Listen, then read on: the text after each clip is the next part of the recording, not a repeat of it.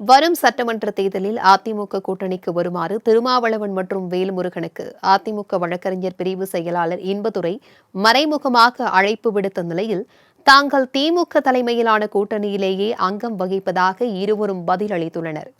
3 பேரின் கருத்து என்ன பார்க்கலாம். எனக்கு முன்பாக வேல்முருகன் பேசினார். வேல்முருகன் என்றால் வெற்றி. இந்த நிகழ்ச்சி வெற்றி பெறும் என்பதற்கு ஒரு அடையாளம்.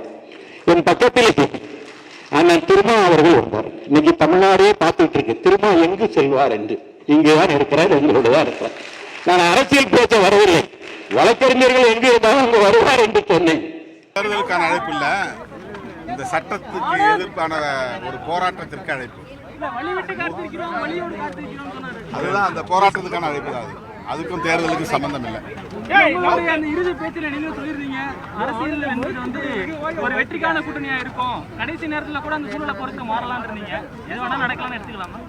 பொதுவான ஒரு கருத்து அது வரப்போற தேர்தலுக்கு அதுக்கு சம்பந்தம் இல்லை. பொதுவா நான் சொல்றேன், நாங்க தான் ஏற்கனவே ஒரு கூட்டணியில் இருக்கிறோம், எங்களுக்கு இன்னொரு கூட்டணிங்கிறதுக்கான தேவை எழவில்லை. அதனால் வேல்முருகன் இருக்கிற இடம் வெற்றி பெறுகின்ற இடமாக இருக்கிறது என்று அவர் பொடி வைத்து பேசினார். அது அவர் என்ன வைத்து பேசினாரோ எனக்கு தெரியாது.